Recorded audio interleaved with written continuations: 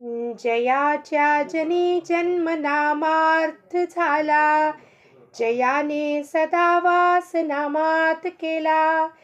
जयाच्या मुखी सर्वदा नाम कीर्ती, नमस्कार त्या ब्रह्म चैतन्य मूर्ती.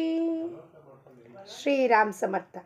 ಎಲ್ಲ ಆತ್ಮಜ್ಯೋತಿಗಳಿಗೆ ಸಾಷ್ಟಾಂಗ ಪ್ರಣಾಮ ಮಾಡುತ್ತಾ ನನ್ನ ಸದ್ಗುರುಗಳಾದ ಶ್ರೀ ಚಂದ್ರಕುಮಾರ್ ಅವರು ದಿವ್ಯ ಚರಣಾರವಿಂದಕ್ಕೆ ಸಾಷ್ಟಾಂಗ ಪ್ರಣಾಮಗಳನ್ನು ಸಲ್ಲಿಸುತ್ತಾ ಇಂದಿನ 17 ಮೇ ಶ್ರೀ ಮಹಾರಾಜರ ಪ್ರವಚನ, ನಾನು ಭಗವಂತನವನಿರುತ್ತೇನೆ ಎಂಬ ಅಖಂಡ ಅರಿವನ್ನು ಇಟ್ಟುಕೊಂಡಿರಬೇಕು. ನಾನು ಭಗವಂತನವನಿರುತ್ತೇನೆ ಎಂಬ ಖಂಡ ಆಗದಲೇನೆ ಅಖಂಡವಾಗಿ ಅರಿವೆಲ್ಲಿರಬೇಕು? ಒಳಗೆ ಇಟ್ಟುಕೊಂಡಿರಬೇಕು. ಬಾಹ್ಯದಲ್ಲಿ ಪ್ರಪಂಚದಲ್ಲಿ ಕರ್ತವ್ಯವನ್ನು ಮಾಡಬೇಕು. ಸಂತರು, ಸದ್ಗುರುಗಳು, ಸತ್ಪುರುಷರು ನಮ್ಮ ಜೀವನದಲ್ಲಿ ಯಾಕೆ ಬರ್ತಾರಪ್ಪ? ಅವರು ಇದನ್ನು ತಿಳಿಸ್ಕೊಡೋಕ್ಕೆ. ಏನು, ನೀನು ಭಗವಂತವನು ಇದ್ದೀಯಪ್ಪ, ಎಲ್ಲಿಂದ ಅರಿವಿಟ್ಕೋಬೇಕು? ಅದನ್ನು ಮನಸ್ಸೊಳಗೆ ಅಖಂಡವಾಗಿ ಅರಿವಿರಬೇಕು. I am God's child, I am divine. So ನಾನು ಡಿವೈನ್ ಇದ್ಮೇಲೆ, ಅವ್ನು ಚೈಲ್ಡ್ ಇದ್ಮೇಲೆ ಡಿವೈನ್ ಇರಲೇಬೇಕು ತಾನೆ. ಅವನಲ್ಲಿರೋ ಎಲ್ಲ ಗುಣಗಳು ನನ್ನಲ್ಲಿದೆ, ಎಲ್ಲ ಥರದ ಪರಮಾತ್ಮನ ಗುಣಗಳು ನನ್ನಲ್ಲಿದೆ. ಆದರೆ ಅದು ಅರಿವು ನನಗೆ ಇಲ್ಲ. ಮತ್ತು ಬಾಹ್ಯದಿಂದ ಈ ಪ್ರಪಂಚದ ಸಂಗಾತಿಗಳನ್ನು ಏನು ಕೊಟ್ಟಿದ್ದಾನೋ, ನಮ್ಮ ಕರ್ಮಫಲದ ಸಂಯೋಗದಿಂದ ಅವರನ್ನೆಲ್ಲ ಸೇರಿಸಿ ಆ ಋಣಾನುಬಂಧನದಿಂದ ಬಿಡಿಸ್ಕೊಂತ ಅವ್ರನ್ನೆಲ್ಲ ಸೇರಿಸಿದ್ದಾನೆ. ಅವ್ರ ಜೊತೆ ಮತ್ತೆ ಸಂಬಂಧ ಕಟ್ಕೋಬೇಡ ನೀನು. ಬಾಹ್ಯವಾಗಿ ಕರ್ತವ್ಯದಿಂದ do your duty 100% towards them with love, but that love should not be attached love. You do your duty. Why? Because ಪರಮಾತ್ಮ has given you that duty. ನಾನು ಕೇಳಿರಲಿಲ್ಲ, ಈ ಗಂಡ ಬೇಕು, ಈ ಮಕ್ಕಳು ಬೇಕು, ನಾನು ಕೇಳಿದ್ನಾ? ನಾನು ಕೇಳಿಬಿಟ್ರೆ ಕೊಡ್ತಾನ ಭಗವಂತ? ಅವನೇ ಕೊಟ್ಟಿರೋದು ಈ ಸಂಸಾರ. ಕಬೀರರು ಹೇಳುತ್ತಾರೆ, ಧೀರೆ ಧೀರೆ ರೇ ಮನ ಧೀರೆ ಸಬ್ ಕುಚ್ ಹೋಯೆ, ಮಾಲಿ ಸೀಚೆ ಸೌಘಡ ಋತು ಆಯೆ ಸೋಫಲ್ ಹೋಯೆ. ಇವತ್ತು ನಾನು ಬೀಜ ಹಾಕಿದ್ರೆ ಮಾಲಿ ಸೀಚೆ ಸೌಘಡ, ನೂರಾರು ಕೂಡ ನೀರು ಹಾಕಿದ್ರೂ ಕೂಡ ಋತು ಆಯೆ ಸೋಫಲ್ ಹೋಯ್, ಯಾವ ಋತು ಬಂದಾಗ, ಸೀಸನ್ ಬಂದಾಗ ಆ ಸೀಸನಲ್ಲಿ ಹಣ್ಣು ಬಿಡುತ್ತೆ. ಆದರೆ ಮಾಲಿ ಮಾತ್ರ ಪೋಷಣೆ ಮಾಡ್ಬೇಕು. ಹಾಗೆ ನಾನು ಇಲ್ಲಿ ಕೂತ್ಕೊಂಡ್ಬಿಟ್ಟು ಯೋಚನೆ ಮಾಡ್ತಿದ್ರೆ ಅದ್ರ ಬದಲಾಗಿ ಪರಮಾತ್ಮ ಇದಕ್ಕೆ ಏನು ಮಾಡಬೇಕಪ್ಪ ಅಂತ ಏನು ಉಪಾಯ ಮಾಡಬೇಕು. ಆಗಲಿಲ್ಲ ಅಂದರೆ ಹರಿ ಇಚ್ಛೆ ಅಂತ ಬಿಡಬೇಕಾದ್ರೆ ನಾನಿಲ್ಲಿ ವ್ಯರ್ಥ ಚಿಂತೆ ಮಾಡ್ತಿದ್ರೆ ಅಲ್ಲಿ ನೆಕ್ಸ್ಟ್ ಡೇನೇ ಮಕ್ಕಳು ಆಗ್ಬಿಡ್ತಾವ ಅನ್ನೋದು ನಾನು ಯೋಚನೆ ಮಾಡಬೇಕು. ಒಬ್ಬ ಮನುಷ್ಯನು ಮುಳುಗುತ್ತಾ ಇರುವಾಗ ಅವನ ಕೈಗೆ ಕಲ್ಲು ಹತ್ತಿದರೂ ಕೂಡ ಅದು ತನ್ನನ್ನು ತೇಲಿಸಬಹುದೆಂದು ಅವನಿಗೆ ವಿಶ್ವಾಸವೆನಿಸುತ್ತದೆ. ಆಗ ಅವನು ಅದನ್ನು ಹಿಡಿದು ಅದರೊಂದಿಗೆ ತಾನು ಮುಳುಗಿ ಹೋಗುತ್ತಾನೆ. ಆದ್ದರಿಂದ ನಾನು ಅನ್ನುವುದೇನೆಂದರೆ, ಏನು ಹೇಳ್ತಾರೆ ಶ್ರೀ ಮಹಾರಾಜರು, ಎಲ್ಲರೂ ಸೇರಿ ನೋಡೋಣ. ನಮಗೆ ಏನಾದರೂ ಒಂದು ಬೇಕೆನಿಸಿ ಅದು ಪ್ರಾಪ್ತವಾಗದಿದ್ದರೆ ಮನಸ್ಸಿಗೆ ತಳಮಳ ಆಗುತ್ತದೆ. ಎಲ್ಲವನ್ನು ಭಗವಂತನೇ ಮಾಡುತ್ತಾನೆ ಎಂಬ ತಿಳಿದುಕೊಂಡರೆ ಚಿಂತೆಗೆ ಕಾರಣವಿಲ್ಲ. ನಾವು ದೇವರು ಇರುತ್ತಾನೆ ಅನ್ನುತ್ತೇವೆ, ಬಾಯಲ್ಲಿ ಅಂತೇವೆ, 2 ತುಟಿ ಮಧ್ಯದಲ್ಲಿ ಅಂತೀವಿ ಭಗವಂತ ಇದ್ದಾನ್ರಿ, ಕೃಪಾವಂತನಿದ್ದಾನ್ರಿ ಅಂತ. ಆದರೆ ನಮಗೆ ಅವನ ಮೇಲೆ ವಿಶ್ವಾಸವಿರುತ್ತದೆಯೇ? Question mark. ಒಬ್ಬ ಮನುಷ್ಯನು ವಿಶ್ವಾಸ ಇದ್ದರೆ ನಾವು ಚಿಂತನೆ ಮಾಡೋದಿಲ್ಲ. ನಮಗೆ ಅವನ ಮೇಲೆ ವಿಶ್ವಾಸ ಇಲ್ಲ, ನಾವು ಅವನನ್ನು ನೋಡಿಲ್ಲ, ಹಾಗಾಗಿ ನಮಗೇನು ತಳಮಳ ಉಂಟಾಗುತ್ತೆ. ಒಂದು ವಸ್ತು ನನಗೆ ಪ್ರಾಪ್ತಿ ಆಗಲಿಲ್ಲ, ನಾನಿಲ್ಲಿದ್ದೀನಿ, ನನ್ನ ಮಗ ಬೇರೆ ಊರಲ್ಲಿರ್ತಾನೆ, ಅವನಿಗೆ ಮಕ್ಕಳಾಗ್ತಿಲ್ಲ ಅಂತ ನಾನು ಯೋಚನೆ ಮಾಡ್ತಾ ಮನೆಯಲ್ಲಿ ಕೂತೀನಿ. ನಾನು ಯೋಚನೆ ಮಾಡೋದ್ರಿಂದ ಅವನಿಗೆ ಮಕ್ಕಳು ನೆಕ್ಸ್ಟ್ ಡೇನೇ ಮಕ್ಕಳು ಆಗ್ಬಿಡ್ತಾವ? ಇಲ್ಲ. ಅವನ ಪ್ರಾರಬ್ಧದಲ್ಲಿ ಹೆಂಗೆ ಬರೆದಿದೆಯೋ ಆ ರೀತಿಯಲ್ಲಿ ಪರಮಾತ್ಮ ಅಲ್ಲಿ ಆ ಫಲದ ಪರಿಣಾಮ ಕೊಡ್ತಾನೆ. ನಾನು ಅನ್ನುವುದೇನೆಂದರೆ, ದೇವರು ಇರುತ್ತಾನೆ ಎಂದು ನಮಗೆ ವಿಶ್ವಾಸವಿರುವುದಿಲ್ಲ. ನಾವು ಕೇವಲ ಬಾಯಿಂದ ಹೇಳುತ್ತೇವೆ ಅಷ್ಟೇ. ಹಾಗಿಲ್ಲದಿದ್ದರೆ ನಮಗೆ ಚಿಂತೆ ಏಕೆ ಅನಿಸಬೇಕು? ಚಿಂತೆ ಅನ್ನಿಸ್ತಾ ಇದೆ, we are thinking too much about the problems, ಅಂದರೆ ನಮಗೆ ಅವನಿದ್ದಾನೆ ಅಂತ ವಿಶ್ವಾಸ ಇಲ್ಲ. ಪ್ರತ್ಯಕ್ಷ ಭಗವಂತನೂ ನಮ್ಮ ಮುಂದೆ ನಿಂತುಕೊಂಡಿದ್ದರೂ ನಮ್ಮ ಮನಸ್ಸಿನ ಚಿಂತೆ ದುಃಖಗಳು ತಪ್ಪಲಾರವು. ಏಕೆಂದರೆ ಪರಮೇಶ್ವರನ ವಿಷಯದಲ್ಲಿಯ ನಮ್ಮ ವಿಶ್ವಾಸವೇ ಡೋಲಾಯಮಾನವಾಗಿರುತ್ತದೆ. ಅದಕ್ಕೆ ಸದ್ಗುರುನಾಥ ಬಂದು ಕಣ್ಮುಂದೆ ನಿಂತ್ಕೊಂಡು ಹೇಳಿದ್ರು ಸಾನು, ನೀ ಭಗವಂತವನಿದ್ಯಪ್ಪ, ಡಿವೈನ್ ಇದ್ದಿ ಅಂದ್ರು ಕೂಡ no, how can you tell I am divine? I have so many problems, ನಾನು ಡಿವೈನ್ ಇದ್ದೀನಿ ಅಂತ ಹೆಂಗ್ರಿ ಹೇಳ್ತೀರಾ? ಇಷ್ಟು ನೋಡ್ರಿ, ಈ ಪ್ರಾಬ್ಲಮ್ ಇದೆ, ಈ ಪ್ರಾಬ್ಲಮ್ ಇದೆ, ನಾನು ಭಗವಂತವನಿದ್ರೆ ನನಗೆ ಅದು ಪ್ರಾಬ್ಲಮ್ಸೇ ಇರಬಾರ್ದು ಅಂತ ನಾವು ಅವನ ಜೊತೆ ವಾದ ಮಾಡ್ತೀವಿ. ಅದೇ ಅದು ನಮ್ಮ ತಪ್ಪು ತಿಳುವಳಿಕೆ. ವಾಸ್ತವಿಕವಾಗಿ ಪರಮೇಶ್ವರನ ಇಚ್ಛೆಯೇ ಪ್ರಮಾಣವೆಂದು ತಿಳಿದ ಮೇಲೆ ನಮಗೆ ಸುಖ ದುಃಖ ಹೊಂದಲು ಕಾರಣವೇ ಇಲ್ಲ. ಪರಮೇಶ್ವರನು ಸರ್ವವ್ಯಾಪಿಯಾಗಿರುತ್ತಾನೆ. ಅವನು ನನ್ನಲ್ಲಿ ಇರುವಂತೆ ಇತರರಲ್ಲಿಯೂ ಇರುತ್ತಾನೆ. ಇತರರಲ್ಲೂ ಇರುತ್ತಾನೆ ಅಂದಮೇಲೆ ಅಲ್ಲಿ ಇದು ಒಂದು ಮಾತು ಬಂದರೆ ನನಗೆ ಯಾಕೆ ಬೇಜಾರಾಯಿತು, ಯಾಕೆ ದುಃಖ ಆಯಿತು? ಅಲ್ಲೂ ಚೈತನ್ಯ ಇದೆ, ಇಲ್ಲೂ ಚೈತನ್ಯ ಇದೆ. ಅಂದರೆ ಮನಸ್ಸು ಡುವಾಲಿಟಿ, ದ್ವಂದ್ವ ಹೊಂದಿಬಿಟ್ಟು, ನೀವು ಹೇಳಿರೋ ಮಾತಿಗೆ ನಾನು ಮನಸ್ಸನ್ನು ತಂದಾಗ ಮನಸ್ಸಿಗೆ ಯಾವಾಗಲೂ ದ್ವಂದ್ವ ಇರುತ್ತೆ. ಸುಖ ದುಃಖ, ನಿಂದ ಸ್ತುತಿ, ನನ್ನನ್ನು ಕೊಂಡಾಡಿದ್ರೆ ನೀವು ಭಾಳ ಒಳ್ಳೆಯವರಾಗ್ತೀರ. ಅದೇ ದೀಪಾ ಅವರೇ, ನೀವು ತಪ್ಪು ಮಾಡಿದ್ರಿ, ನೀವು ಹಿಂಗೆ ಹೇಳಬಾರ್ದಾಗಿತ್ತು ಅಂತ ಹೇಳಿದ ಕೂಡಲೇ ನನಗೆ ನಿಮ್ಮ ಮೇಲೆ ಸಿಟ್ಟು ಬಂದುಬಿಡುತ್ತೆ. ಯಾರಿಗೆ ಸಿಟ್ಟು ಬರ್ತಾ ಇದೆ? ಮನಸ್ಸಿಗೆ. ಬುದ್ಧಿ ಉಪಯೋಗಿಸ್ತಿದ್ದೀನಿ, ನೀವು ಕೆಟ್ಟವರಿದ್ದೀರಾ, ನೀವು ನನಗೆ ಹಂಗೆ ಹೇಳಬಾರ್ದಾಗಿತ್ತು.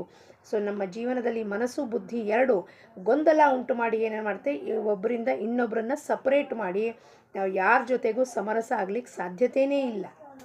ಅದಕ್ಕೆ ನಮಗೆ ಯಾರ ಮಾತು ಒಪ್ಪಿಗೆ ಆಗೋದಿಲ್ಲ, ನಾವು ಇನ್ನೊಬ್ಬರ ಮಾತು ಒಪ್ಕೊಳ್ಳೋದೇ ಇಲ್ಲ. ಯಾಕೆಂದರೆ ಇಲ್ಲಿ ಮನಸ್ಸಿನ ಗೋಡೆ, ಬುದ್ಧಿ ಗೋಡೆ ಕಟ್ಟಿಬಿಟ್ಟು ಜಡ್ಜ್ಮೆಂಟಲ್ ಆಗಿಬಿಟ್ಟು ನೀವೇನು ಭಾರಿ ನನಗೆ ಹೇಳೋದು ಅಂತ ನಾನು ಇನ್ನೊಬ್ಬರಿಗೆ ಹೇಳೋದು, ಇನ್ನೊಬ್ಬರು ನನಗೆ ಹೇಳೋದು, ಇಡೀ ಜೀವನ ಇದರಲ್ಲೇ ಕಳೆದು ಹೋಗಿಬಿಟ್ರೆ ಅಲ್ಲಿ ಏನು ಎಕ್ಸ್ಚೇಂಜ್ ಆಗುತ್ತೆ? ಕರ್ಮದ ಲೇವಾದೇವಿ ಆಗ್ತಿರುತ್ತೆ. ಈ ಕರ್ಮದ ಲೇವಾದೇವಿಯಲ್ಲಿ ಆ ಫಲ ಏನಾಗುತ್ತೋ ಅದು ಉಣ್ಲಿಕ್ಕೆ ನಾನು ಪುನಃ ಬರಬೇಕು, ನೀವು ಬರಬೇಕು ನನ್ನ ಜೊತೆಗೆ. ಯಾವುದಾದ್ರು ಒಂದು ರೂಪದಲ್ಲಿ ನನ್ನ ಕಣ್ಣು ಮುಂದೆ ಬಂದು ನಿಂತ್ಕೋತೀರ. ಐದರ್ ಫ್ರೆಂಡ್, ಐದರ್ ರೈವಲ್ಲು, ದುಶ್ಮನ್ನು, ಏನೇನು ಶಬ್ದ ನಾವು ಬಳಕೆ ಮಾಡ್ತೀವೋ ಅದೆಲ್ಲವೂ ಸುಳ್ಳು. ಯಾಕೆಂದರೆ ಅದನ್ನು ತೀರಿಸ್ಲಿಕ್ಕೆ ನಾವು ಬರಬೇಕಾಗಿದೆ ಯಾವುದಾದ್ರು ರೂಪ, ಅದಕ್ಕೆ ನಾವು ಬರಬೇಕಾ ಅನ್ನೋದು ನಾವು ವಿಚಾರ ಮಾಡಬೇಕು.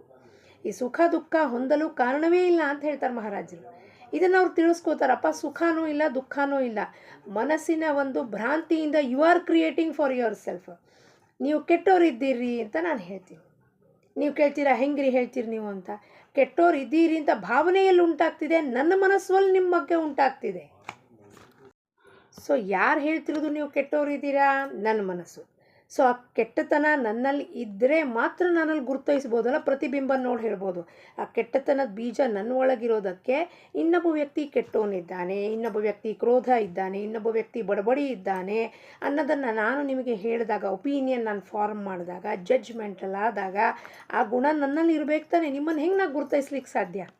ನಿಮ್ಮನ್ನು ಫಸ್ಟ್ ಟೈಮ್ ನೋಡಿಬಿಟ್ಟು ನೀವು ಮಾತಾಡಿದಾಗ ಅವ್ರು ಭಾಳ ಬಡಬಡ್ ಮಾಡ್ತಾರೆ ರೀ, ದೀಪಾ ಅವ್ರು ಭಾಳ ಬಡಬಡ್ ಮಾಡ್ತಾರೆ, ನಿಮಗೆ ಹೆಂಗೆ ಗೊತ್ತಾಯಿತು ನಾನು ಬಡಬಡ್ ಮಾಡ್ತೀನಿ ಅಂತ? ನಾನು ನನ್ನ ಮನೆಯಲ್ಲಿ ಏನೂ ಮಾತಾಡೋದಿಲ್ಲ, ನಿಮಗೆ ಹೆಂಗೆ ಗೊತ್ತಾಯಿತು ನಾ ಬಡಬಡ್ ಮಾಡ್ತೀನಿ ಅಂದರೆ? ಆ ಬಡಬಡ್ ಮಾಡುವ ವೃತ್ತಿ ಬೀಜ ನಿಮ್ಮ ಒಳಗುಂಟು. ಅದಕ್ಕೆ ನಾನು ಮಾತಾಡಿದಾಗೆಲ್ಲ ನಿಮಗೆ ಅನಿಸುತ್ತೆ ನಾ ಬಡಬಡ್ ಮಾಡ್ತೀನಿ. ಇನ್ನೊಬ್ರು ಅಂತಾರೆ, ಇಲ್ಲ ಇವ್ರು ಏನು ಹೇಳಿದ್ರು ಸರ್, ನಾ ಭಗವಂತನ ಬಿಟ್ಟು ಇನ್ನೊಂದು ಮಾತಾಡೋದಿಲ್ಲ ಅಂತ ಅವ್ರು ಹೇಳ್ತಾರೆ. ಅವರೆಲ್ಲ ಭಗವಂತನ ಬಗ್ಗೆ ಕೇಳಿಸ್ಕೊಳ್ಳೋದು, ಮಾತಾಡುವುದೇ ಗುಣ ತುಂಬಿದೆ. ಹಾಗಾಗಿ ನಾ ಮಾತಾಡಿದಾಗೆಲ್ಲ ಅವ್ರಿಗೆ ಅನ್ಸುತ್ತೆ ಇವ್ರು ಭಗವಂತನ ಬಿಟ್ಟು ಇನ್ನೊಂದು ಮಾತಾಡೋದಿಲ್ಲ. ಸೊ ಅಲ್ಲೂ ಯಾರು ಹೇಳ್ತಿದ್ದಾರೆ? ಅವ್ರ ಮನಸ್ಸು ಮಾತಾಡ್ತಿದೆ. ಇಬ್ಬರದ್ದು ಮಾತು ಕೇಳಿಸ್ಕೊಂಡಾಗ ನನಗೆ ಅವ್ರ ಮಾತಿಂದ ಖುಷಿನೂ ಆಗಲಿಲ್ಲ, ಸಂತೋಷವೂ ಆಗಲಿಲ್ಲ, ಇವ್ರ ಮಾತಿಂದ ಬೇಜಾರಾಗಲಿಲ್ಲ. ಯಾಕೆಂದರೆ ಅದು ಅವ್ರ ಮನಸ್ಸು ಮಾತಾಡ್ತಿದೆ, ಇವ್ರ ಮನಸ್ಸು ಮಾತಾಡ್ತಿದೆ. ಇವ್ರ ಮನಸ್ಸು ಸ್ತುತಿ ಮಾಡ್ತಿದೆ, ಇವ್ರ ಮನಸ್ಸು ನಿಂದ ಮಾಡ್ತಿದೆ. ನನಗೇನಾಗಬೇಕಾಗಿದೆ ಅದನ್ನು ನಾನು ಹೊಂದುವುದು ಕಾರಣವೇ ಇಲ್ಲ. ಪರಮೇಶ್ವರ ಹೆಂಗಿದ್ದಾನೆ? ಸರ್ವವ್ಯಾಪಕ ಇದ್ದಾನೆ ಅಂದಮೇಲೆ ಅಲ್ಲೂ ಪರಮೇಶ್ವರ ಮಾತಾಡ್ತಿದ್ದಾನೆ, ಇಲ್ಲೂ ಪರಮೇಶ್ವರ ಆದರೆ ನನಗನ್ನು ಪರಮೇಶ್ವರ ಇದ್ದಾನೆ ಅಂತ ಒಪ್ಪಿಗೆ ಆಗೋದಿಲ್ಲ. ಯಾಕೆಂದರೆ ಈ ತೊಗಲು ಬಂದುಬಿಡುತ್ತೆ, ಈ ಮೋತಿ ನೋಡಿದ ಕೂಡಲೇ ಸಿಟ್ಟು ಬಂದುಬಿಡುತ್ತೆ, ಈ ಮೋತಿ ನೋಡಿದ ಕೂಡಲೇ ಸಂತೋಷ ಆಗುತ್ತೆ. ಸೊ ಪ್ರಾಬ್ಲಮ್ ಎಲ್ಲಿದೆ? You are seeing the mask, you are not seeing the inner one divinity ನೋಡ್ತಾ ಇಲ್ಲ. ಆದ್ದರಿಂದ ಬೇರೆಯವರು ಏನು ಮಾಡಿದರೂ ನಮ್ಮ ಮನಸ್ಸಿನಲ್ಲಿ ಯಾವುದೇ ರೀತಿಯ ಕ್ಷೋಭೆ ಉಂಟಾಗುವ ಕಾರಣವಿಲ್ಲ. ಕೋಟ್ ಆ್ಯಂಡ್ ಕೋಟ್ ಯಾವ ರೀತಿಯಲ್ಲೂ ವರ್ತನೆ ಮಾಡಿದ್ರು ಅವರು ನಮ್ಮ ಮನಸ್ಸಲ್ಲಿ ಯಾಕೆ ಕ್ಷೋಭೆ ಉಂಟಾಗ್ತಿದೆ? ನನ್ನ ಮನಸ್ಸು ರಿಯಾಕ್ಟ್ ಮಾಡ್ತಿದೆ ತಾನೇ. ನೀವು ಹೇಳಿದ್ದಕ್ಕೆ ನನಗೆ ಬೇಜಾರಾಯಿತು, ಸೊ ರಿಯಾಕ್ಟ್ ಮಾಡಿದೆ ನಾನು. ಕ್ಷೋಭೆ ಉಂಟಾಗೋದು ಅಂದರೆ I reacted and I got depressed. ಕ್ಷೋಭೆ ಉಂಟಾಯಿತು. Oh they said to me they like this. Gurunatha ಅಂದ, ಯಾರಿಗೆ ಕ್ಷೋಭೆ ಉಂಟಾಯಿತು? ನನಗೆ. ನಾನು ಯಾರು ಅಂತ ಕೇಳಿದೆ. ನಾನಂದೆ ನಾನಂದೆ ಯಾರಮ್ಮ? ಈ ಮನಸ್ಸಿಗೆ ನಿನಗೆ ಇವತ್ತು ಬೇಜಾರಾಯಿತು, ನಾಳೆ ಅವರು ಹೇಳಿಬಿಟ್ಟು ಹೋಗಿಬಿಟ್ರು, ಅವ್ರು ನಗನಗ್ತಾ ಕೂತಿದ್ದಾರೆ, ಐಸ್ ಕ್ರೀಮ್ ತಿಂತಾ ಇರಬೇಕು, ಮಾಲಿಗೆ ಹೋಗಿರಬೇಕು, ನೀನಿಲ್ಲಿ ಕೂತ್ಕೊಂಡು ಡಿಪ್ರೆಷನ್ ಅಳತಿದ್ಯಲ್ಲಮ್ಮ, ಎಂಥ ಮೂರ್ಖತನದ ಮಾತಿದು. ಅವ್ರು ಏನೋ ಎರಡು ಮಾತು ಯಾರನ್ನು ನೋಡಿ ಹೇಳ್ತಿದ್ದಾರೆ, ಈ ತೊಗಲನ್ನು ನೋಡಿ ಹೇಳ್ತಿದ್ದಾರೆ. ಅದಕ್ಕೆ ಅವ್ರು ಏನು ಹೇಳಿದ್ರು, ಬರುವಾಗ ಬೆತ್ತಲೆ ಹೋಗುವಾಗ ಬೆತ್ತಲೆ. ಹುಟ್ಟಿದಾಗ ನಿನಗೆ ಡಾಕ್ಟರ್ ಹಿಂಗೆ ಹಿಡ್ಕೊಂಡು ಟಪ್ ಟಪ್ ಅಂದಾಗ ಬೆತ್ತಲೆ ಆಗಿದ್ದೆ, ಹೋಗುವಾಗೂ ಬೆತ್ತಲೆ ಮಾಡಿ ಕಳಿಸ್ತಾರೆ. ಬಂದು ಹೋಗೋ ನಡುವೆ ಕತ್ತಲೆ ಅಂದರೆ ಈ ಅಜ್ಞಾನದಲ್ಲಿ ಬಿದ್ದು ನಾವು ಸಾಯ್ತಾ ಇದ್ದೀವಿ, ಒದ್ದಾಡ್ತಿದ್ದೀವಿ. ಜೀವನ ಎಷ್ಟು ಬಹು ಸುಂದರವಾಗಿದೆ, ಅದನ್ನು ನಾವು ಇನ್ನೊಬ್ಬರ ಜೊತೆ ಜಗಳ ಆಡೋದ್ರಲ್ಲಿ, ಹಗೆ ಸಾಧಿಸೋದ್ರಲ್ಲಿ, ದ್ವೇಷ ಸಾಧಿಸೋದ್ರಲ್ಲಿ ಕಳೆದ್ಬಿಟ್ರೆ ಭಗವಂತ ಎಷ್ಟು ಸುಂದರವಾಗಿದ್ದಾನೆ, ಎಷ್ಟು ಅನುಭೂತಿಗಳನ್ನು ಕೊಡ್ತಾನೆ ಅಂದರೆ ಅನುಭೂತಿ ಅನುಭವಿಸ್ಲಿಕ್ಕೆ ನಮ್ಮ ಹತ್ರ ಟೈಮೇ ಇರೋದಿಲ್ಲ. 2018ರಿಂದ 2023 ತನಕ ಗುರುನಾಥ ದೇಹ ಬಿಡೋ ತನಕ ಸಾವಿರಾರು ಅನುಭೂತಿಗಳನ್ನು ಕೊಟ್ಟು ತೋರಿಸ್ದ. ಅಪ್ಪ, ಪರಮಾರ್ಥದ ಹಾದಿಯಲ್ಲಿ ನೀ ಏತಕ್ಕಾಗಿ ಬಂದಿದ್ಯಾ, ನೀನು ಯಾರಿದ್ದಿ, ನೀ ಭಗವಂತವನಿದ್ದಿ ಅಮ್ಮ, ನೀನು ಯಾಕೆ ತಲೆ ಕೆಡಿಸ್ಕೋತಿದ್ಯಾ. ಇಷ್ಟು ಹಲವಾರು ಅನುಭೂತಿ ಕೊಟ್ಟಾಗ ಅನ್ನಿಸ್ತು, ನಾನು ಪ್ರಾಪಂಚಿಕ ಜೀವನದಲ್ಲಿ ದೀಪ ಆಗಿದ್ದಾಗ ಒಂದು ದಿವಸ ಇಂಥ ಅನುಭೂತಿ ಆಗ್ತಿರ್ಲಿಲ್ವಲ್ಲ. ಭಗವಂತನ ಮುಂದೆ ಕಣ್ಣು ಹಾಕಿ ಕಣ್ಣೀರು ಹಾಕಿರ್ಬೋದು, ಗೋಳಾಡಿರ್ಬೋದಪ್ಪ, ಎಂಥನಪ್ಪ ಇದ್ಯಾಕಾಗತ್ತೆ ನನಗೆ ದುಃಖ ಅಂತ ಪ್ರಶ್ನೆ ಕೇಳಿರ್ಬೋದು. ಆದರೆ ಅನುಭೂತಿಗಳು ಕೊಡೋ ಸಮಯ ಬಂದಾಗ ಭಗವಂತ ಅನುಭೂತಿಗಳು ಆಗ್ತಿದ್ರು ಸಹ ಅದ್ರ ಕಡೆ ಲಕ್ಷ್ಯ ಇರ್ತಿರ್ಲಿಲ್ಲ ನನಗೆ. ಇದ್ಯಾಕೆ ನನಗೆ ಹಿಂಗಾಗತ್ತೆ, ಇದೇನಾಗ್ತಾ ಇದೆ, ಇದನ್ನು ಯಾರ ಹತ್ರ ತಿಳ್ಕೋಬೇಕು ಅಂತ. ಅವಾಗ ಗುರುನಾಥ ಬಂದಾಗ ಹೇಳ್ದ, ಅಮ್ಮ ನೀನು ಸರಿಯಾದ ಹಾದಿಯಲ್ಲಿದ್ಯಾ, ಅದೇನು ಅನುಭೂತಿಗಳು ಆಗ್ತಿದೆಯೋ ಅದನ್ನು ಹೆಚ್ಚು ಬಲಿಷ್ಠ ಮಾಡಿ, ಓ ಇಂಥದ್ದು ಅನುಭೂತಿಗಳು ಇರ್ತಾವೇನಪ್ಪ ಅಂತ ಆಶ್ಚರ್ಯವೋ ಆಶ್ಚರ್ಯ ಆಗ್ತಿತ್ತು. ಗುರುನಾಥ ಅಂತಿದ್ದ, ಆಶ್ಚರ್ಯ ಏನೂ ಇಲ್ಲಮ್ಮ, ನಾವು ಏತಕ್ಕಾಗಿ ಬಂದಿದ್ದೀವಿ ಅದನ್ನು ತೋರಿಸ್ತಾ ಇದ್ದೀನಿ. ಗುರುನಾಥ ಬಂದು ತಿಳಿಸ್ಕೊಟ್ಟ, ನಾ ಏತಕ್ಕಾಗಿ ಬಂದಿದ್ದೀನಿ, ನರಜನ್ಮ ಪ್ರಾಪ್ತಿ ಮಾಡಿಕೊಂಡು ಆ ಭಗವಂತನ ಪ್ರಾಪ್ತಿ ಮಾಡ್ಕೊಳ್ಳಿಕ್ಕೆ ಬಂದೀನಿ, ಪ್ರಾಪಂಚಿಕ ಜೀವನ ಬದುಕಲಿಕ್ಕೆ ಅದು ಕರ್ತವ್ಯ ಅಂತ ಕೊಟ್ಟಿದ್ದಾರೆ, ಅದಕ್ಕೆಲ್ಲ ಬಂದಿರೋದಮ್ಮ ನೀನು. ಇಲ್ಲಿ ಕೂತ್ಕೊಂಡು ಬೆಳಗ್ಗಿಂದ ಸಂಜೆ ಪುಲಾವ್ ಮಾಡಿದೆ, ಸ್ಯಾಂಡ್ವಿಚ್ ಮಾಡಿದೆ, ಗ್ರೀನ್ ಚಟ್ನಿ ಮಾಡಿದೆ ರೀ, ದೋಸೆ ಮಾಡಿದೆ, ಮಸಾಲೆ ದೋಸೆ ಮಾಡಿದೆ, ಅದಕ್ಕೆ ಅದು ಕರ್ತವ್ಯ, that is a part of life ಅಷ್ಟೇ. But for what you have come to realise who you are, ನೀನು ಭಗವಂತವನಿರುತ್ತೇನೆ ಎಂಬ ಅಖಂಡ ಅರಿವಿನಲ್ಲಿ ಬದುಕಲಿಕ್ಕೆ ಬಂದಿದ್ಯಮ್ಮ.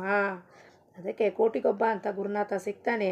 ಆ ನರಜನ್ಮದಲ್ಲಿ ತೊಗಲಲ್ಲಿ ನೋಡಿದರೆ ಯಾರಾದರೂ ಅವನನ್ನು, ಅದು ಒಂದು ಭ್ರಾಂತಿ, ಅದು ಒಂದು ಮುರುಕತನ. ಆದರೂ ಕೂಡ ನಾನು ಭಗವಂತವನಿರುತ್ತೇನೆ, ಅವನು ನನ್ನ ರಕ್ಷಕನಾಗಿರುತ್ತಾನೆ, ಆದ್ದರಿಂದ ಏನಾದರೂ ನನಗೆ ಚಿಂತೆಗೆ ಕಾರಣವಿಲ್ಲ ಎಂಬ ಭಾವನೆಯನ್ನಿಟ್ಟುಕೊಂಡು ನಡೆಯಬೇಕು. 2 ಬಾರಿ ಇದನ್ನು ಯಾರು ಫಿಟ್ಟಿಂಗ್ ಮಾಡಿರೋದು ವಾಪಸ್ಸು? ಆ ಗುರುನಾಥನಿಗೆ ಶಕ್ತಿ ಹಾಕಿ ಫಿಟ್ಟಿಂಗ್ ಮಾಡ್ಯಾನಿ ದೇಹದಲ್ಲಿ ಪುನಃ ಜೀವನ ಕೊಡೋದು ಯಾರ ಕೈಯಲ್ಲಿರುತ್ತೆ? ಭಗವಂತನ ಕೈಯಲ್ಲಿ. ಗುರವೇ ಸಾಕ್ಷಾತ್ ಪರಬ್ರಹ್ಮ. ಪುನಃ ಈ ಜೀವನವನ್ನು ಈ ದೇಹದಲ್ಲಿ ಫಿಟ್ಟಿಂಗ್ ಮಾಡಿಕೊಟ್ಟು, ಅಮ್ಮ ಇದನ್ನು ತಾಯಿ ನಿನಗೆ ಪುನಃ ಬದುಕಿಸ್ಕೊಟ್ಟಾಳೆ, ಅದನ್ನು ಏತಕ್ಕಾಗಿ ಬಳಕೆ ಮಾಡಬೇಕಾಗಿದೆ ಅಂತ ತಿಳಿಸಿ ಹೇಳಿ ಅವನು ದೇಹ ಬಿಟ್ಟು ಹೋಗ್ಬಿಟ್ಟ. ಏತಕ್ಕಾಗಿ ಕೊಟ್ಟಿದ್ದಾನಪ್ಪ, ಇದನ್ನೆಲ್ಲ ತಿಳ್ಕೊಂಡಾಗ ಅನ್ನಿಸ್ತು, ಅಯ್ಯೋ ನಾನು ಇಷ್ಟು ಜೀವನದ ಎಷ್ಟು ಸಮಯ ಹಾಳು ಮಾಡಿಬಿಟ್ನಲ್ಲ ನನ್ನ ಜೀವನದ್ದು. ಇದಕ್ಕಿಂತ ಮುಂಚೆ ಅಪ್ಪ ಗುರುನಾಥ ನೀ ಸಿಕ್ಬಿಟ್ಟಿದ್ರೆ ನಾನು ಇನ್ನೂ ಮುಂದೆ ಹೆಜ್ಜೆಯ ಸಾಧನೆಯಲ್ಲಿ ಅವನ ಜೊತೆ ಇರೋದು ಒಂದು ಕ್ಷಣನೂ ಕಳ್ಕೋಬಾರ್ದು ಅಂತ ಅನ್ನಿಸ್ಬಿಡ್ತಾವಾಗ. ಅವನ ಜೊತೆಗೆ ಬಿಟ್ಟು ಇನ್ನೊಂದು ನಾವು ಏನೋ ಭಾವನೆ ಇಟ್ಕೊಂಡು ಏನು ಚಿಂತೆಗೆ ಕಾರಣ ಇಲ್ಲ, ಅವನು ಸಂರಕ್ಷಿಸ್ತಾನೆ ಅಂದಮೇಲೆ ಜಾಕೋ ರಾಖೆ ಸಾಯ್ಯ ಮಾರ ಸಕೇನ ಕೋಯ್, ಯಾರು ಹೊಡಿಲಿಕ್ಕೆ ಸಾಧ್ಯ ಇಲ್ಲ. ಯಮದೂತರು ಬಂದರೂ ಕೂಡ ಅವರು ವಾಪಸ್ ಬಿಟ್ಟು ಇದನ್ನು ವಾಪಸ್ ಈ ದೇಹದಲ್ಲಿ ಫಿಟ್ಟಿಂಗ್ ಮಾಡಬೇಕಾಗಿತ್ತು. ಲಾಸ್ಟಿಗೆ ನನ್ನ ಸೆಕೆಂಡ್ ಅಟ್ಯಾಕ್ ಆದಾಗ ಡಾಕ್ಟರ್ಗೆ ಹೇಳಿದೆ ಟೇಬಲ್ ಮೇಲೆ, ಮೇರೆ ಗುರುಜಿ ಮುझे बुला रहे हैं, बेंगलोर में कब जा सकती हूँ? अवाग डॉक्टर ಹೇಳಿದ್ರು, ये ऑपरेशन हो जाएगा आपका, उसके बाद में आप 1 महीना रेस्ट करो, फिर आपके गुरुजी के पास चले जाना. ಅದು ಹೇಳ್ತಾ ನನಗೆ ತಲೆ ಸುತ್ತು ಬರೋಕ್ಕೆ ಶುರುವಾಯಿತು. ಡಾಕ್ಟ್ರಿಗೆ ಟೇಬಲ್ ಮೇಲೆ ತೋರಿಸ್ದೆ, ನನಗೆ ತಲೆ ಸುತ್ತಾ ಇದೆ, ಏನೂ ಕಾಣಿಸ್ತಾ ಇಲ್ಲ ಅಂತ. ಆಮೇಲೆ ಯಾವಾಗ ಆಪ್ರೇಷನ್ ಆದಮೇಲೆ ICUನಲ್ಲಿ ಬಂದು ಅವನ ಅಟೆಂಡೆಂಟ್ ಹೇಳ್ದಮ್ಮ, ನೀವು 20 ಸೆಕೆಂಡಕ್ಕೆ ನಿಮ್ಮ ಜೀವನೇ ಹೋಗಿಬಿಟ್ಟಿತ್ತು.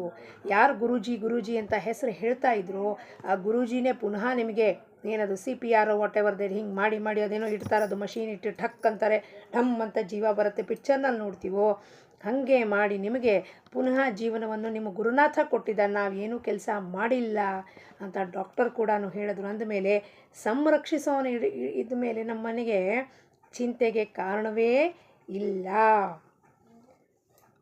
ಇದೆಲ್ಲವೂ ನಾಮಸ್ಮರಣೆ ಮಾಡೋದರಿಂದ ಸಾಧಿಸುತ್ತದೆ. ಖಂಡಿತವಾಗ್ಲೂ ನಾಮಸ್ಮರಣೆಯಿಂದನೇ ಗುರುನಾಥ ಅಂದ, ನೀ ನಾಮಸ್ಮರಣೆ ಮಾಡಿದ್ದನ್ನೇ ಅಮ್ಮ ನಿನ್ನನ್ನು ಕಾಪಾಡಿದೆ ಇವತ್ತು. ಆದ್ದರಿಂದ ನಾನು ಇಂದಿನದಿಂದ ಅಖಂಡ ನಾಮಸ್ಮರಣೆ ಮಾಡುವನೆಂಬ ನಿಶ್ಚಯ ಮಾಡಬೇಕು ಹಾಗೂ ಆ ದೃಷ್ಟಿಯಿಂದ ಪ್ರಯತ್ನ ಮಾಡುತ್ತಾ ಇರಬೇಕು. ಭಗವಂತನಿಗೆ ಶರಣು ಹೋಗಿ ನನಗೆ ಆ ರೀತಿ ನಡೆಯುವ ಬುದ್ಧಿ ಕೊಡು ಎಂದು ಪ್ರಾರ್ಥಿಸಬೇಕು. ಪ್ರಾರಂಭದಲ್ಲಿ ಆಗ್ರಹವಿರಬೇಕಾಗುತ್ತದೆ. ಆಗ್ರಹ ಅಂದರೆ forcefully you have to do. ಮಾಡ್ತಿರುವಾಗ ಜನ ಹುಚ್ಚಿ ಅಂತಿದ್ರು. ನಮ್ಮ ತಂದೆ ಕೂಡ ನನಗೆ ಹುಚ್ಚಿ ಅಂತಿದ್ರು. ಇದೇನಿದು ಜಪಮಾಲೆ ಹಿಡ್ಕೊಂಡು ಹುಚ್ಚರಂಗೆ ಓಡಾಡ್ತಿರತ್ತಲ್ಲ, ಈ ಸಣ್ಣ ವಯಸ್ಸಲ್ಲಿ ಏನು ಜಪಮಾಲೆ ಹಿಡ್ಕೊಳ್ಳೋ ಹುಚ್ಚು ಹಿಡಿದಿದೆ ಅಂತ. ಆದರೆ ಆ ಜಪಮಾಲೆ ಹಿಡ್ಕೊಂಡಿದ್ದಕ್ಕೆ ಅದೇ ಜಪಮಾಲೆ ನನ್ನ ಪ್ರಾಣವನ್ನು ಕಾಪಾಡಿತು. ಗುರುನಾಥ ಹೇಳ್ದ, ನಾಮಸ್ಮರಣೆ ಯಾವತ್ತೂ ಬಿಡಬಾರ್ದಮ್ಮ, ಭಗವಂತನ ಯಾವತ್ತೂ ಬಿಡಬಾರ್ದು. ಇವಾಗ ಕಾಪಾಡ್ದ, ಅದಕ್ಕೆ ಬಿಟ್ಬಿಟ್ಟು ಮತ್ತೆ ವಾಪಸ್ ಪ್ರಪಂಚಕ್ಕೆ ಹೋಗ್ಬಿಟ್ರೆ ಅದು ಅವನಿಗೆ ಮೋಸ ಮಾಡ್ದಂಗೆ ಆಗತ್ತೆ. ಚಿಕ್ಕ ಮಕ್ಕಳನ್ನು ಶಾಲೆಗೆ ಕಳಿಸುವುದಕ್ಕಾಗಿ ಪ್ರಾರಂಭದಲ್ಲಿ ಸ್ವಲ್ಪ ಆಗ್ರಹ ಬೇಕಾಗುತ್ತದೆ. ಮಗಳನ್ನು ಮೊದಲನೇ ಬಾರಿ ಅತ್ತೆಯ ಮನೆಗೆ ಕಳಿಸುವಾಗ ಹಾಗೆಯೇ ಮಾಡಬೇಕಾಗುತ್ತದೆ. ನಾವು ಸ್ವಲ್ಪ ಆದರೂ ನಿಯಮ ಮಾಡಿಕೊಳ್ಳಬೇಕು. ಉದಾಹರಣೆಗೆ, ಊಟ ಮಾಡುವ ಮೊದಲು, ರಾತ್ರಿ ಮಲಗುವಾಗ, ಬೆಳಗ್ಗೆ ಏಳುವಾಗ ನಾಮ ತೆಗೆದುಕೊಳ್ಳಲೇಬೇಕು. ಭಗವಂತನ ಸ್ಮರಣೆ ಮಾಡಲೇಬೇಕು. ಈ ರೀತಿ ಮಾಡುವುದರಿಂದ ಅದು ನಮ್ಮ ಜೀವನದಲ್ಲಿ ಬಹಳ ಉಪಯೋಗವಾಗುತ್ತದೆ. ಪ್ರಾಪಂಚಿಕ ಜೀವನವು ಇಂದು ಹೇಗೆ ನಡೆದಿರುತ್ತದೆಯೋ ಅದನ್ನು ಹಾಗೆಯೇ ನಡೆಸಿಕೊಂಡು ಹೋಗಬೇಕು. ಹೆಂಗೆ ನಡೆಯುತ್ತೋ, ಇವತ್ತು ಮಹಾರಾಜರು ಶ್ರೀಖಂಡ್ ಪೂರಿ ಕೊಟ್ಟರೆ ಶ್ರೀಖಂಡ್ ಪೂರಿ ತಿನ್ನಬೇಕು, ನಾಳೆ ರೊಟ್ಟಿ ಚಟ್ನಿ ಕೊಟ್ಟರೆ ರೊಟ್ಟಿ ಚಟ್ನಿ ಕೊಟ್ಟರು ಕೂಡ ಅಷ್ಟೇ ಪ್ರೇಮದಿಂದ, ಮಹಾರಾಜ್ ಇದು ನಿಮ್ಮ ಪ್ರಸಾದ ಅಪ್ಪ ಅಂತ ತಿನ್ನಬೇಕು. ಅಲ್ಲಿ ನನಗಿಷ್ಟ ಇಲ್ಲ ಅಂತ ಇದ್ದರೆ ಏನಾಗುತ್ತೆ, ನನಗೆ ಮಹಾರಾಜರ ಮೇಲೆ ವಿಶ್ವಾಸ ಇಲ್ಲ, ಭಕ್ತಿ ಇಲ್ಲ, ಪ್ರೇಮ ಇಲ್ಲ. ಯಾವಾಗಲೂ ನಾವು ಒಂದು ಮಾತಿನ ವಿರೋಧ ಮಾಡಿದಾಗ ನನ್ನ ಸದ್ಗುರುಗೆ ಇದು ರುಚಿಸುವುದಿಲ್ಲ ಅನ್ನೋದು ನಮ್ಮ ತಲೆ ಒಳಗೆ ಅರಿವು ಬರಬೇಕು. ನಾನು ಏನಕ್ಕೆ ವಿರೋಧ ಮಾಡ್ತಿದ್ದೀನಿ, ನನ್ನ ಗುರುನಾಥ ಒಳಗೆ ಕೂತ್ಕೊಂಡು ಕೇಳಿಸ್ಕೋತಾ ಇದ್ದಾನೆ, ಇದಕ್ಕೆ ನೀನು ವಿರೋಧ ಮಾಡ್ತಿದ್ಯಾ, ಇದಕ್ಕೆ ದ್ವೇಷ ಮಾಡ್ತಿದ್ಯಾ, ನನ್ನ ಗುರುನಾಥನಿಗೆ ಬೇಜಾರಾಗತ್ತದು. ವಿಚಾರ ಮಾಡಿ. ಅಭಂಗದಲ್ಲಿ ನಾವು ಹೇಳ್ತೀವಿ, ಅಂತರಿಚ ಸಾಕ್ಷಿ ಜಾಣಸಿ ವಿಚಾರ ಕಾಯ ಪರಿಹಾರ ಬೋಲು ನೀತಾವು. ಅಂತರಿಚ ಸಾಕ್ಷಿ ಜಾಣಸಿ ವಿಚಾರ ಅಂದರೆ ಗುರುನಾಥ ಒಳಗೆ ಕೂತ್ಕೊಂಡು ನನ್ನ ಮಾತು ಕೇಳಿಸ್ಕೋತಿಲ್ವೇನೋ, ನಾನು ಸುಳ್ಳು ಹೇಳ್ತಿದ್ದೀನಿ, ಬುಟಾಟಿಕೆ ಮಾಡ್ತಿದ್ದೀನಿ, ಇನ್ನೊಬ್ಬರನ್ನ ದ್ವೇಷ ಮಾಡ್ತಿದ್ದೀನಿ, ಅವ್ನು ಕೂತ್ಕೊಂಡು ನೋಡ್ತಿಲ್ವೇನೋ, ಮತ್ತು ಅವನನ್ನು ಮುಚ್ಚುಮರೆ ಮಾಡಿ ಹೆಂಗೆ ದ್ವೇಷ ಮಾಡ್ಲಿಕ್ಕಾಗತ್ತೆ ಇನ್ನೊಬ್ಬರನ್ನ? ಇದು ನಮಗೆ ಯಾಕೆ ತಲೆ ಒಳಗೆ ಹೋಗ್ತಾ ಇಲ್ಲಪ್ಪ? ನೀನು ಇನ್ನೊಬ್ಬರನ್ನ ದ್ವೇಷ ಮಾಡ್ತಿಲ್ಲ, ನೀನು ಇನ್ನೊಬ್ಬರನ್ನ ದ್ವೇಷ ಮಾಡೋದು ನಿನ್ನ ಒಳಗಿರೋ ಗುರುನೇ ದ್ವೇಷ ಮಾಡ್ದಂಗೆ ಆಗುತ್ತೆ. ಇನ್ನೊಂದು ವ್ಯಕ್ತಿನ, ಇನ್ನೊಂದು ಗುರುನ, ಇನ್ನೊಂದು ಪರಂಪರೆನ, ಇನ್ನೊಂದು ಸಂಪ್ರದಾಯನ ನಾವು ದ್ವೇಷ ಮಾಡಿದಾಗ ಒಳಗಿರುವ ಕೂಟಸ್ಥ ಚೈತನ್ಯನ ದ್ವೇಷ ಮಾಡ್ದಂಗೆ ಆಗುತ್ತೆ. ಹೊರಗಡೆಯವ್ರನ್ನ ಬಿಟ್ಟಾಕ್ರಿ. ಅಂತರಿಚ ಸಾಕ್ಷಿ ಜಾಣಸಿ ವಿಚಾರ ಅಂದರೆ ಏನು? ಅವಾಗ ತೋರ್ಪಡಕ್ಕೆ ದಾಂಭಿಕತನ ಮಾಡ್ದಂಗೆ ಆಗೋದಿಲ್ವೇನು? ಅದಕ್ಕೆ ರಾಜಾರಾಮ್ ಮಹಾರಾಜರು ಬಂದಿದ್ದು, ದಾಂಭಿಕ ಭಕ್ತಿ ಮಾಡ್ತೀವಿ ನಾವೆಲ್ಲ. ಯಾಕೆ? ಹೊರಗಡೆ ಒಂದು ಬಾಯಲ್ಲಿ ದ್ವೇಷ ಮಾಡಿಬಿಟ್ಟು ಒಳಗೆ ನಾವು ಭಗವಂತ ಅಪ್ಪ ನೀ ಸರ್ವವ್ಯಾಪಕ ಇದೆಯಾ ಅಂದರೆ ಹೆಂಗೆ ನಡೆಯುತ್ತದು? ಗುರು ನಮಗೆ ಪಾಠ ಗ್ರಂಥದ ಮುಖೇಣ ಕಲಿಸೋದಿಲ್ಲ. ಗ್ರಂಥ ಅಂದರೆ ಒಂದದು ಟೂಲ್, ಅದು ಗ್ರಂಥದ ಮುಖೇಣ ಆಖ್ಯಾನ ಓದು. ಯಾಕೆಂದರೆ ಅದರಿಂದ ಭಕ್ತಿ ಭಾವನೆ ಉತ್ಪನ್ನ ಆಗಬೇಕು, ಭಕ್ತಿ ಉದಯ ಆಗಬೇಕು. ಅದೇ ಗ್ರಂಥ ವಾಚನ. ನನ್ನ ಸಮಯವನ್ನು, ನನ್ನ ಮನಸ್ಸನ್ನು ಅದರಲ್ಲಿ ತೊಡಗಿಸ್ತಾನೆ. ಹೆಂಗೆ, ಯಾವ ರೀತಿಯಲ್ಲಿ ಅವ್ರಿಗೆ ಭಕ್ತಿ ಮಾಡಿದ್ರು, ಭಗವಂತನ ಪಡ್ಕೊಂಡ್ರು. ಆದರೆ ಅನುಭೂತಿ, ಪ್ರಾಕ್ಟಿಕಲ್ ಎಕ್ಸ್ಪೀರಿಯನ್ಸ್ ಕೊಡಬೇಕು ಅಂದರೆ ನಮಗೆ ಪ್ರಪಂಚದಲ್ಲೇ ಕಳಿಸ್ತಾನೆ ಅವನು. ಆವಾಗ ನಮ್ಮ ನಿಜವಾದ ಪರೀಕ್ಷೆ ಶುರುವಾಗತ್ತಲ್ಲಿ. ಯಾವ ರೀತಿಯಲ್ಲಿ ನೀ ಇನ್ನೊಬ್ಬರ ಜೊತೆ ವರ್ತನೆ ಮಾಡ್ತೀಯಾ, ಯಾವ ರೀತಿಯಲ್ಲಿ ಮಾತಾಡ್ತೀಯಾ, ಯಾವ ರೀತಿಯಲ್ಲಿ ಕೂತ್ಕೋತೀಯಾ, ಯಾವ ರೀತಿಯಲ್ಲಿ ದೃಷ್ಟಿ ನಿಟ್ಟು ಇನ್ನೊಬ್ಬರನ್ನು ನೋಡ್ತೀಯಾ, ಇದೆಲ್ಲವೂ ನಿನ್ನ ದೃಷ್ಟಿಯಲ್ಲಿ ಕರುಣೆ ಭಾವನೆ ಇದೆಯಾ, ನಿನ್ನ ದೃಷ್ಟಿಯಲ್ಲಿ, ನಿನ್ನ ಬಾಯಲ್ಲಿ ಮಾತುಗಳು ಹೆಂಗಿದೆ, ಅದನ್ನೆಲ್ಲವೂ ಪರಮಾತ್ಮ ನೋಡುತ್ತಾನೆ. ಅಂತರಿಚ ಸಾಕ್ಷಿ ಜಾಣಸಿ ವಿಚಾರ. ಅವಾಗ ಅವನು ಏನು ಮಾಡ್ತಾನೆ, ಪ್ರತ್ಯಕ್ಷವಾಗಿ ಗುರುನಾಥ ನಮ್ಮನ್ನು ಆ ಪ್ರಪಂಚದಲ್ಲಿ ದೂಡ್ತಾನೆ. ಹೋಗು, ಪಾಠ ಹೇಳ್ಕೊಟ್ಟಿದ್ದೀನಲ್ಲ, ಈಗ ಪಾಠದ್ದು ಪರೀಕ್ಷೆ ಸಮಯ ಬಂದಾಗ ಎಲ್ಲಿ ಕೊಡ್ತಾನೆ ಪರೀಕ್ಷೆನ? ಎಲ್ಲಿ ಕೊಡಬೇಕು ಪರೀಕ್ಷೆ? ಪೇಪರ್ ಬರಿಬೇಕು. ಪ್ರಪಂಚ ಎಂಬುವ ಪಾಠಶಾಲೆ ಲ್ಯಾಬಾರ್ಟ್ರಿದಲ್ಲಿ ಹೋಗಿ ಬರಿಬೇಕು ಪೇಪರ್ನ ನಾವು. ಅವಾಗ ನಿಜವಾಗಿ ಗೊತ್ತಾಗುತ್ತೆ. ಬೇಕಾದಷ್ಟು ಗ್ರಂಥ ವಾಚನ ಮಾಡಿದ್ದಾಯಿತು, ಆದರೆ ಕೃತಿಯಲ್ಲೇ ಬರಲಿಲ್ಲ ಅಂದರೆ ಏನು ಉಪಯೋಗ? ನೀ ಭಗವಂತನವನಿದ್ದಿ ಅಂದಮೇಲೆ ಭಗವಂತನ ಗುಣಗಳು ನಿನ್ನ ಒಳಗುಂಟು. ಭಗವಂತ ಅದನ್ನು ಫಿಟ್ಟಿಂಗ್ ಮಾಡೇ ಕಳಿಸಿರ್ತಾನೆ ಎಲ್ಲರಿಗೂ, ಒಬ್ಬರಿಗೆಲ್ಲ. ಸಮಸ್ತ ಮನುಷ್ಯ ಜನ್ಮಕ್ಕೆ ಬಂದಾಗ ಎಲ್ಲರಿಗೂ ಆ ಭಗವಂತನ ಗುಣಗಳು ಹಾಕಿ ಕಳಿಸಿರ್ತಾನೆ. ಅದು ಹೊರಗಡೆ ಬರಬೇಕು ಅಂದರೆ ಫಸ್ಟು ಈ ರಾಜಸಿಕ ತಾಮಸಿಕ ಗುಣ ಹೋಗಬೇಕು ಅಂದರೆ ನಾಮಸ್ಮರಣೆ ಮಾಡಿ ಮಾಡಿ ಮಾಡಿ ಒಳಗಿರುವ ಸಾತ್ವಿಕ ಗುಣವನ್ನು ಆಚೆ ತರಬೇಕು. ಅದೀಗ ಅಡಕವಾಗಿದೆ ಒಳಗೆ, ಅದನ್ನು ಆಚೆ ತರಬೇಕು ಅಂದರೆ ನಾವೇನು ಮಾಡಬೇಕಪ್ಪ? ಇನ್ನೊಬ್ಬರನ್ನ ಪ್ರೇಮ ಮಾಡಬೇಕು ಅಂದರೆ ನಾಮಸ್ಮರಣೆ ಮಾಡಬೇಕು. ನಾಮಸ್ಮರಣೆ ನಾಮಸ್ಮರಣೆ ನಾಮಸ್ಮರಣೆ. ಏನಪ್ಪ ಎಲ್ಲೋಯ್ತದೆ? ಹಾಗೆಯೇ ಅದನ್ನು ಹಾಗೆಯೇ ನಡೆಸಿಕೊಂಡು ಹೋಗಬೇಕು. ಆದರೆ ನನಗೆ ಭಗವಂತ ಬೇಕೆಂದು ಅನ್ನುತ್ತಾ ಇರಬೇಕು. ಮನಸ್ಸಿನಲ್ಲಿ ಭಗವಂತನ ಆಶೆಯನ್ನು ಇಟ್ಟುಕೊಳ್ಳಬೇಕು. ಅಪ್ಪ ನೀ ಬೇಕಪ್ಪ, ನೀ ಬೇಕಪ್ಪ, ಹೆಂಗೆ ವಸ್ತು ಬೇಕಪ್ಪ ಅಂತೀವೋ ಪರಮಾರ್ಥದಲ್ಲೂ ಸೇಮ್ ನೀವು, ಅಪ್ಪ ನೀನು ಬೇಕಪ್ಪ, ನೀನು ಬೇಕಪ್ಪ, ನೀನು ಬೇಕಪ್ಪ ಅಂತ ಬೇಡ್ಕೋತಾ ಇರಬೇಕು ಅವನನ್ನು. ಮನಸ್ಸಿನಲ್ಲಿ ಪ್ರಾಪಂಚಿಕ ವಿಷಯದ ಹೆಂಗೆ ಆಸೆ ಇಟ್ಕೊಂಡಿದ್ದೀವೋ ಈಗ ಅದನ್ನು ಚೇಂಜ್ ಓವರ್ ಟು ಅಪ್ಪ ನೀ ಬೇಕಪ್ಪ, ನಿನ್ನ ದರ್ಶನ ಯಾವಾಗ ಆಗುತ್ತೆ, ಅವ್ರಿಗೆ ದರ್ಶನ ಕೊಟ್ಟಿದ್ಯಂತೆ, ನನಗೆ ಯಾವಾಗ ದರ್ಶನ ಕೊಡ್ತೀಯಾ, ಅವರಿಗೆ ಅನುಭೂತಿ ಕೊಟ್ಟಿದ್ಯಂತೆ, ನೀನು ಆಖ್ಯಾನದಲ್ಲಿ ಓದಿದ್ದೆ ನಾನು, ನನಗೆ ಯಾವಾಗ ಕೊಡ್ತೀಯಪ್ಪ ನೀನು, ಕೊಡಪ್ಪ ನೀನು, ನಾನು ತಳಮಳದಿಂದ ನಿನ್ನನ್ನು ಕರಿತಾ ಇದ್ದೀನಿ, ನನ್ನ ಕೂಗು ನಿನಗೆ ಕೇಳಿಸೋದಿಲ್ವೇನಪ್ಪ, ಕೊಡಪ್ಪ ಅಂತ ಪ್ರಾರ್ಥಿಸಬೇಕು ನಾವು.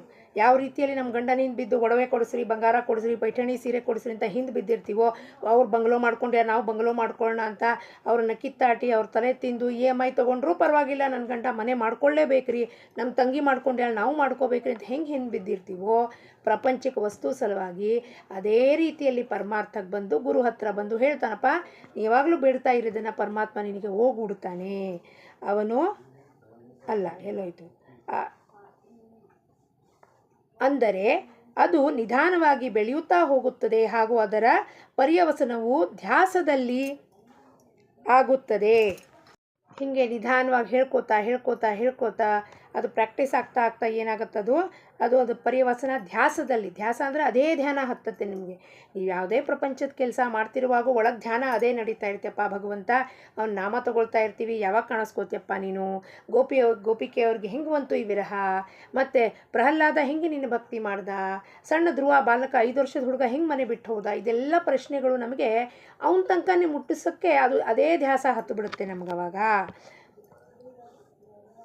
ಉದಾಹರಣೆಗೆ ಒಬ್ಬ ಮನುಷ್ಯನಿಗೆ ಮನೆ ಕಟ್ಟುವುದಿರುತ್ತದೆ, ನನಗೆ ಮನೆ ಕಟ್ಟುವುದಿರುತ್ತದೆ ಎಂದು ಅವನು ಅನ್ನುತ್ತಾ ಇರುತ್ತಾನೆ. ಅದಕ್ಕಾಗಿ ದುಡ್ಡು ಸಂಗ್ರಹಿಸುತ್ತಾ ಇರುತ್ತಾನೆ. ಆಭರಣ ಮಾಡಿಸುವ ಪ್ರಸಂಗ ಬಂದಾಗ ಈಗ ಮಾಡಿಸುವುದು ಬೇಡ ಅನ್ನುತ್ತಾನೆ, ಏಕೆಂದರೆ ಅವನಿಗೆ ಮುಂದೆ ಮನೆ ಕಟ್ಟಬೇಕಾಗಿರುತ್ತದೆ. ಇದರಂತೆ ನನಗೆ ಭಗವಂತ ಬೇಕು ಎಂದು ಕೇವಲ ಅನ್ನುತ್ತಾ ಹೋಗುವುದರಿಂದ ಮನುಷ್ಯನು ಕೇವಲ ಪ್ರಪಂಚದಲ್ಲಿಯೇ ಸಿಕ್ಕಿಕೊಳ್ಳದೆ ವಿಷಯಗಳನ್ನು ಸಂಯಮದಿಂದ ಅನುಭವಿಸುವನು. ಸಂಯಮ means with patience and tolerance he will handle the situations. ನಿಜವಾದ ಧ್ಯಾಸ ಹತ್ತಿತೆಂದರೆ ಭಗವಂತನ ಪ್ರಾಪ್ತಿಯಾಗದ ಹೊರತು ಅವನಿಗೆ ಸಮಾಧಾನವೆನಿಸುವುದೇ ಇಲ್ಲ.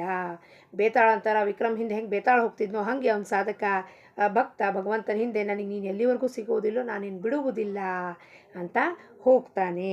ಇಂದಿನ ಬೋಧವಚನ, ಯಾರಿಗೆ ಭಗವಂತನ ಮೇಲೆ ವಿಶ್ವಾಸವೋ ಅವರಿಗೆ ನಿಜವಾದ ಸಮಾಧಾನ ಅಂದರೆ ಏನಪ್ಪ, ಸಮಾಧಾನ ತೋರಿಸ್ರಿಂದ ತೋರಿಸುವುದಂಥ ವಸ್ತು ಅಲ್ಲ. Means you know that everything is happening by the divine will persist, thy will persist. ನಿನ್ನಿಚ್ಛೆಯೇ ನನ್ನಿಚ್ಛೆ ಆಗಬೇಕು, ಅದು ನಿಜವಾದ ಸಮಾಧಾನ. ಪ್ರತಿಕ್ರಿಯೆ ಇರಲಾರದ ಸ್ಥಿತಿಯೇ ನಿಜವಾದ ಸಮಾಧಾನ ಅಂತ ಹೇಳುತ್ತಾ ಜಾನಕಿ ಜೀವನ ಸ್ಮರಣ. ಜೈ ಜೈ ರಾಮ್. ಲೋಕಾಹ ಸಮಸ್ತಾಹ ಸುಖಿನೋ ಭವಂತು.